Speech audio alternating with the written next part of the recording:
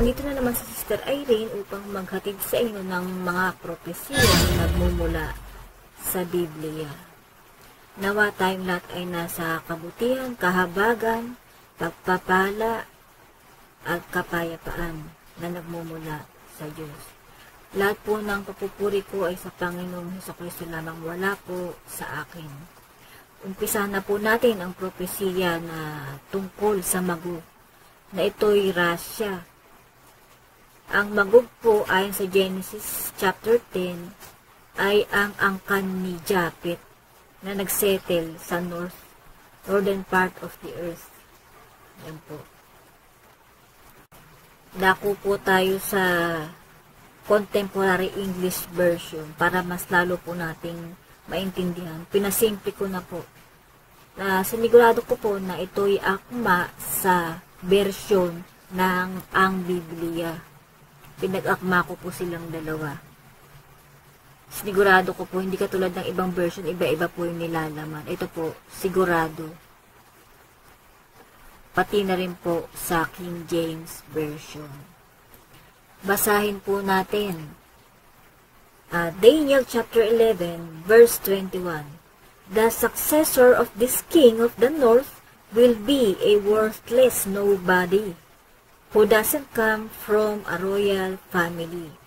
So, alam na po natin na hindi galing sa royal family itong magiging successor na galing sa angkan ni Japet na anak ni Noah. Yan. He will suddenly appear and gain control of the kingdom by treachery. Then, he will destroy armies and remove God's chosen high priest. Alam po ba natin kung sino ang God's chosen high priest? Siya po ay si Moses. High priest po natin si Moses. Pati po si Moses ay mapapatay nitong evil king of the north na to, which is Russia, according to the Bible, not according to Sister Irene. So, tuloy po natin verse 23. He will make a treaty, but he will be deceitful and break it. So, magkakaroon daw po siya ng treaty. Pero, i-break niya yun. So, sa huling panahon, dapat ingat po ang mga makikipag-alay sa Russia. Ayan. Verse 23, he will make a treaty, but he will be deceitful and break it, even though he has only a few followers. So, konti lang daw po ang tagasunod niya. Karami lang po ito pagka kanyang sinakop ang iba't ibang bansa sinakop. So, verse 24, Daniel chapter 11, verse 24, without warning, he will successfully invade a wealthy province, which is something his ancestors never did. Then he will divide among his followers. All of its treasures and property, but none of this will last very long. So, madaling panahon lang po mangyayari talaga ito.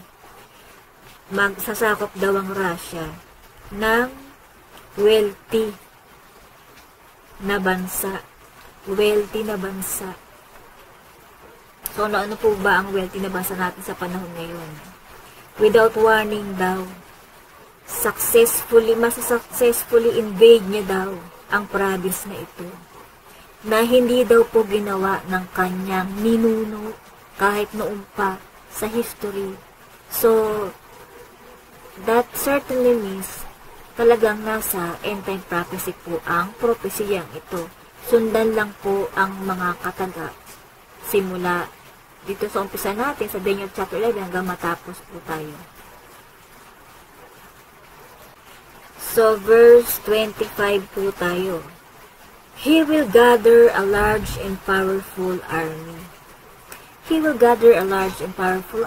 And with great courage, he will attack the king of the south.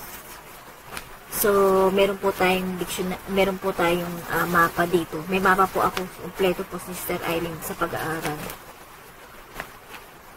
king of the ito po ang north natin. Yan. Medyo malabo lang. Russia.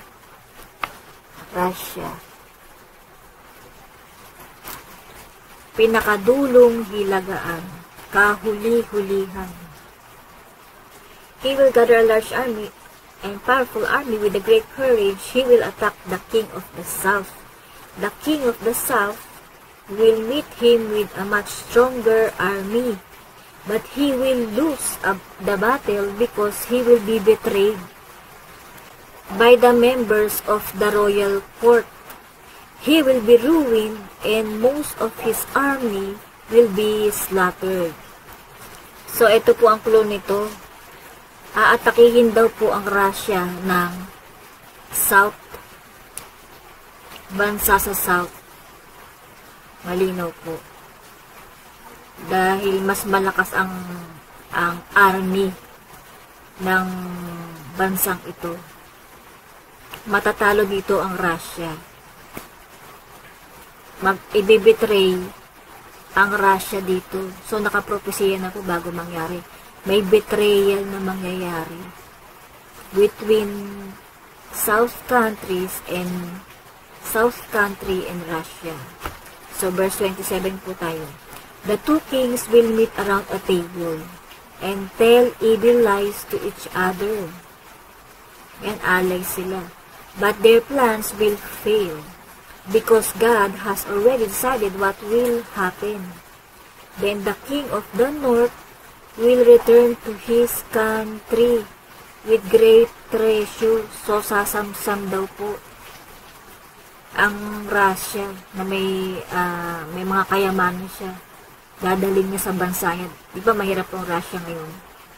But on the way, he will attack the religion of God's people. So, bago siya makarating sa bansa niya, aatakihin niya ang Holy Land, which is Israel. Aatakihin daw. He will attack the religion of God's people and do whatever else he pleases. Gagawin niya daw kung anong gusto niya. At the time, God has decided, verse 29, the king of the north will invade the southern kingdom. Again, but this time, things will be different. Southern na atakihin daw ng Russia ang southern kingdom. Malalaman po natin kung ano yung south na yun. May mga clue na po. But this time, things will be different. Ships from the west will come to attack him. And he will be discouraged. Then he will start back to his country and take out his anger on the religion of God's faithful people while showing kindness to those who are unfaithful. So, papakitaan daw niya ng kagandang loob yung mga taong unfaithful sa Diyos sa tagpong ito. Yung Southern Kingdom kanina, aatakihin niya. Aatakihin na Russia.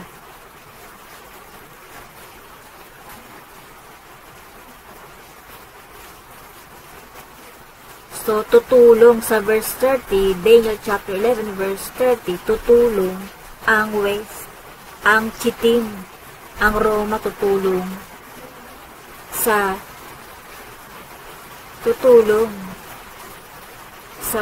pagsakop ng Russia sa South. Chittim yan. Ang Chittim ay Roma. To be exact po. I'm certain na Roman yan. Roma. Kahit sa pong dictionary o Wikipedia, Roma po ang Chittim. Yun ang kukontra sa kanya. Sa Russia. Sa binabalak niya sa Israel.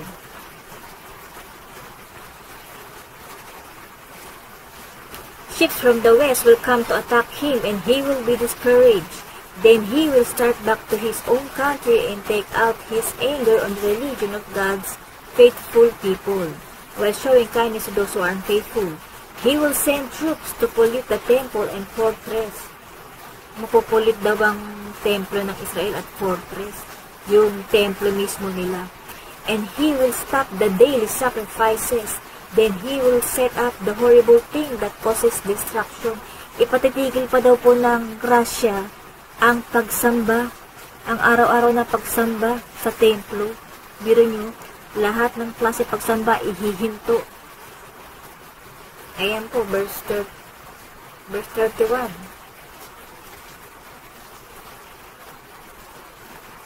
Pagkatapos na ipahinto, ang daily sacrifices, ang pag-aalay sa Diyos at pagsimba, meron siyang ipapasamba naman. Verse 31. Daniel chapter 11, verse 31. Take note po, may ipapasamba siya sa templo mismo sa mga tao. Ito yung halimaw, yung 666. Take note, halimaw, yung 666. Yung imahe ng Diablo. Yung iihipan po, may espirituhan ng Diablo, ang palaka. Ito po yun. Pero po pagbibiro. So, verse 32, the king will use deceit to win followers from those who are unfaithful to God. Marami daw susunod na follower sa King of the North na to. Yung mga taong unfaithful sa Diyos. But those who remain faithful will do everything possible to oppose Him. Yung mga faithful daw sa Diyos, gagawa daw ng mga bagay na posible para hadlangan ang plano ng King of the North na ito. So, verse 33 po tayo. Wise leaders will instruct many of the people, but for a while, some of these leaders will either be killed with a sword or burned alive, or else robbed of their possessions and thrown into prison. So, may mga mamumuno daw po, ni-instruct yung mga tao. Pero, itong mga leader na to ay kalungkot-lungkot po ang mangyayari. They will either be killed with swords or burned alive. Kundi susunugin ay papatayin daw sa tabak. Kalunos-lunos. O di kaya naman ay kukuhanan ng kanilang pag-aari. Nakalagay po, verse 33. Daniel chapter 11 verse 33, kukuhanan po sila ng pag-aari, possession. At makukulong pa. Malinaw, makukulong pa. Thrown into prison. So verse 34 po tayo. They will receive only a little help in their time of trouble. Konting tulong lang daw ang makukuha nila ng mga taong tagasunod ng Panginoon sa oras na ito. And many of their followers will be treacherous. Yung mga tagasunod naman nila ay delikado rin po. So, verse 35, some of these who are wise will suffer. Yung mga nasa Panginoon, magsasuffer po talaga sa tagpong ito. Nakapropesiya. So, dapat talaga mangyari para tayong nasa pelikulang may martir, may maaapi. Ang bida ay maaapi. So, tuloy po natin. Verse 35, some of those who are wise will suffer so that God will make them pure and acceptable until the end, which will still come at the time He has decided. So, sa oras na pinasya niya, kahit pasabihin natin 1,335 ang bilang ng tribulasyon natin, maaring hindi po masunod yan, maaring pong umigsi ang pangyayari dahil po sa propesiya na nakasulat. Panginoon lang ang magpapaigsi niyan ng mga propesiyang ito, ng mga pangyayari sa propesiya sa kanyang oras na gugustuhin. So, verse 36, this king will do as he pleases. Lahat ang gagawin ng haring ito ng North ng Hilaga, Russia. Dulong hilagaan. He will proudly claim to be greater than any god.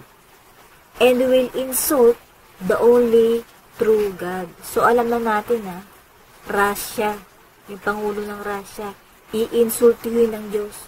Sabi ng Biblia, hindi sabi ni Sister Irene. This king will do as he pleases. He will probably claim to be greater than any God, and he will insult the only true God.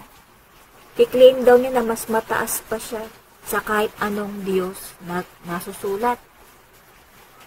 Indeed, he will be successful until God is no longer angry with his people. So, magiging successful daw po ang plano ng Russia, basang Russia, hanggang sa mawala na po ang galit ng Panginoon sa Israel.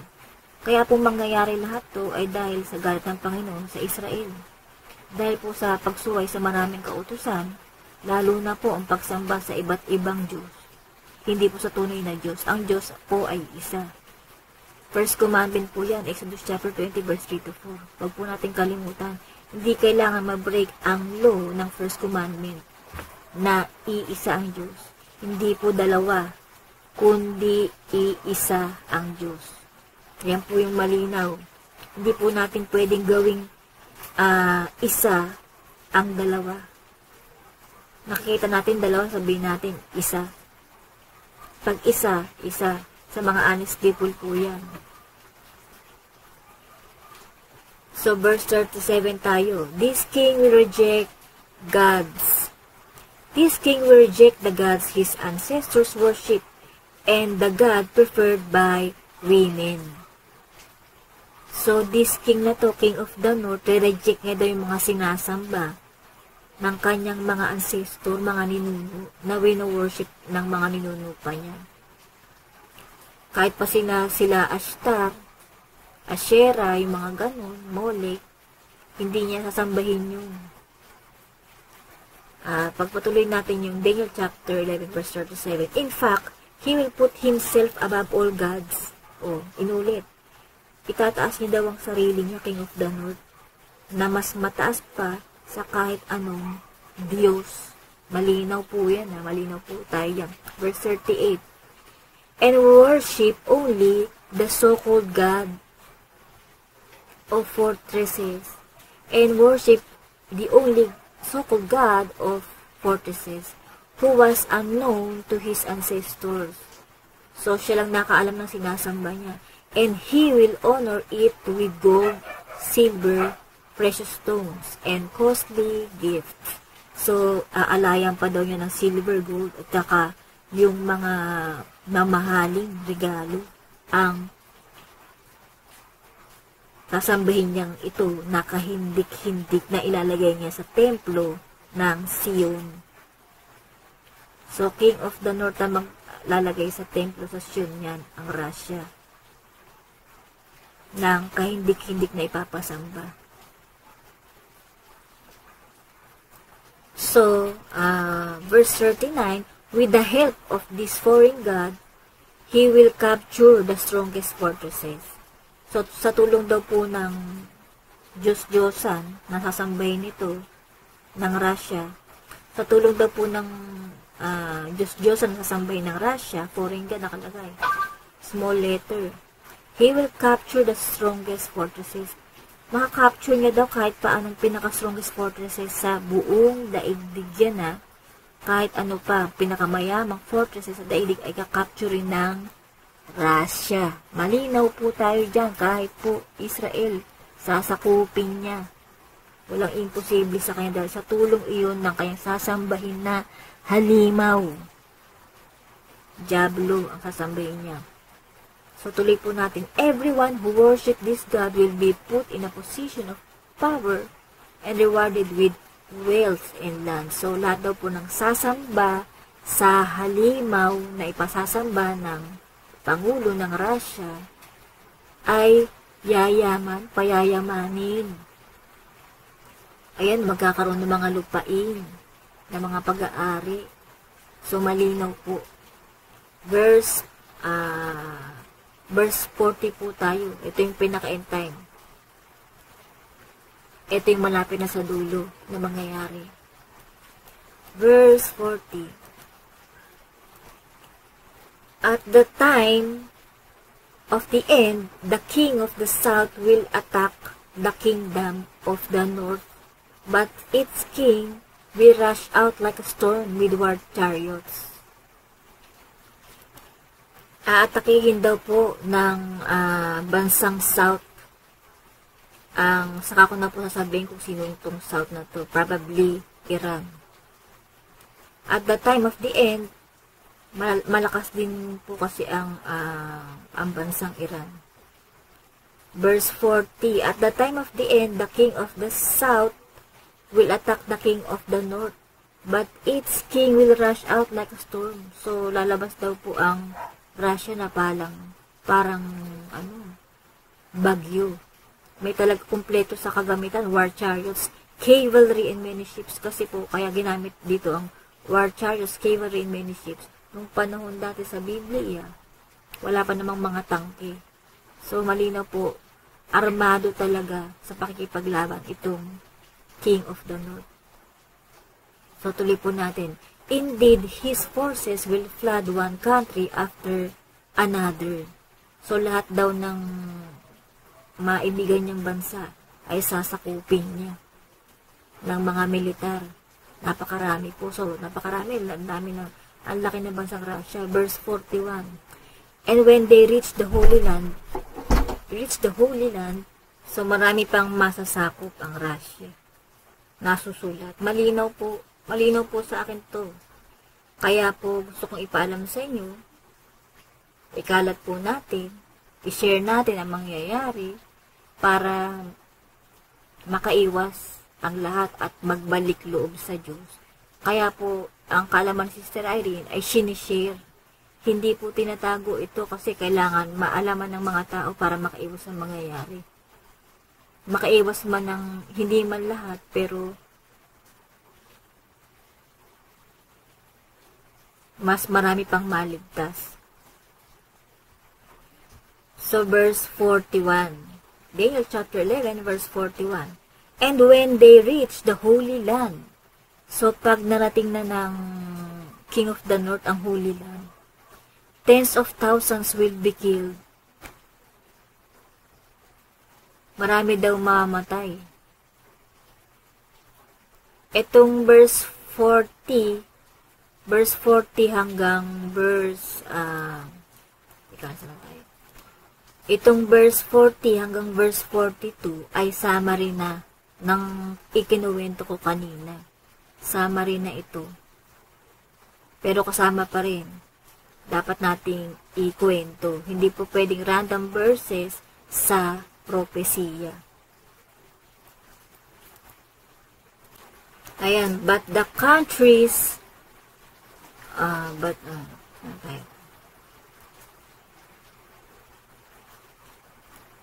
But the countries of Edom and Moab and the ruler of Ammon will escape. Pagsalakay daw ng Russia sa Israel, makakatakas daw ang Jordan. Makakatakas ang Jordan. Ang Edom po ay Jordan. Kahit sa pong dictionary o Wikipedia, tandaan po natin, I'm very certain na ang Edom ay Jordan. Ang Moab ay parte din ng Jordan. Ang Moab ay parteng Dead Sea ng Jordan. Pati na ang Ammon ay parteng Jordan din dahil ang Ammon ay nagsettle sa Jordan, mga Ammonites. So, Jordan pa rin. Kahit sabing Ammon, Moab, Edom, iisa lang yan. Iisang lugar lang yan. Yung Moab tsaka Ammon, bayan yan. Dalawang bayan sa Jordan. So, verse 42 po tayo. The king of the north will invade many countries. Tandaan po natin na the king of the north will invade many countries. Marami daw pong sasakupin na bansa ang Russia, including Egypt. And he will take its rich treasures of gold and silver. So, dapat maalarma na rin ng Egypt. Mas maalarma pa sila dahil talagang tumpak ang propesya. Verse 42. The king of the north will invade many countries, including Egypt, and he will take its rich treasures of gold and silver. He will also conquer Libya. Libya and Ethiopia, south na to. Southern part na ng mundo. Sasakupin daw ng Russia ang Egypt, Libya, at Ethiopia. Kusput. Yan. But he will be alarmed by news from the east and north, and he will become furious and cause great destruction. Maalarma daw siya sa balita sa east at north. Bandang parting baba ng Russia na bansa.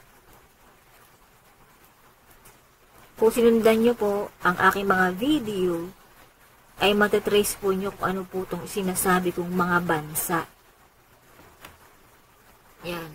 Part 2 po tayo ng prophecy ng Magog.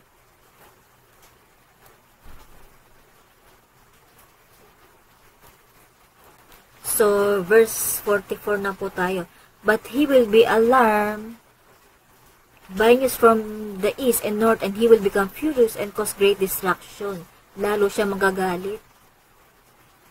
Pag naalarma siya ng balita sa east tsaka south. East and north. Nakasulat naman po sa verse natin. Verse 42, 43, 44. But he will alarm by news from the east and the north, and he will become furious and cause great destruction. Lalo siyang papagulo. Gagawa ng gulo lalo ang Russia. Verse 45. After this, he will set up camp between the Mediterranean Sea and Mount Zion. So, sa bandang Israel. Sa Mediterranean Sea ng Israel, ito, dikit lang yan. Doon daw siya titigil at hihinto. Magkakampo sa makatuwid. He will set up camp between the Mediterranean Sea and Mount Zion. Magkakampo daw siya doon sa tabing dagat. Then he will be destroyed. So, mapapahamak siya, mamamatay na siya sa makatuwid. Diretsa po natin. Doon siya mamamatay pag pumunta na siya sa dakong Mediterranean Sea sa Mount Zion. Then he will be destroyed and no one will be able to save him. So, malinaw po ang propesiya. Napakalinaw po ng propesiyang ito ng Magog. May kaduktong pa po ito, itong propesiyang ito. Sundan nyo lang po ang aking mga video. Kaya po kayo niyayan, Sister Aileen, dahil sayang po ang propesiyang ito. Eksakto ang mga sinasabi ko dito. Walang dagdag, walang bawas, kundi tama lang. At niresearch ko po ng 8 taon ang mga bagay na sinasabi ko sa inyo. Matindihang research po ito. Dugot pawis pagpupuyat. Araw at gabi, halos araw at gabi ako nang babasa. Araw-araw. Para lang matuntun, ma-research maigi ang mga bagay na ito. Talagang pinag-aralan ng mating masinsin ang pag-aaral na ginawa ko. So, kahit sino pong kumontra, kung sino man magko-comment sa video na ito, malalaman nyo na ito'y 100% na sure ang propesiyang ito dahil nilalabas ko to noong pa sa mga bawat pages sa Facebook. Bawat grupo sa Facebook, nilalabas ko mga propesiya na ito. Kahit sa Jerusalem, kahit sa news, sa buong mundo, inilalabas ko ito. So, lahat po ng pupuri kong ito sa Panginoon dahil ang propesiyang ito galing sa Panginoon, hindi po galing sa akin, kundi sa Panginoong Hesukristo na aking Diyos, na ating Diyos, na sinasampalatayanan. So, dito na lamang po, lahat po sana ng pagpapala, kabutihan, kahabagan ay sumati nawang lahat sa mga tumatawag sa Panginoong Diyos na si Jesucristo. Nawa ang mga hindi pa po nakukonvert ay ipagdasal din natin Kahit na kadebate natin sila, ay ipagdasal pa rin natin. Walang imposible sa Panginoong Kristo. Power, honor, glory, and victory only belongs to the Lord Jesus Christ. Sa mga sunod kong video ay makinig pa po kayo. Sundan yung aking mga video upang mas marami tayong matutunan. So, dito na lamang po. Ako'y natutuwa sa mga nangakinig. In Jesus' name, we pray, Amen. Thank you, and God bless.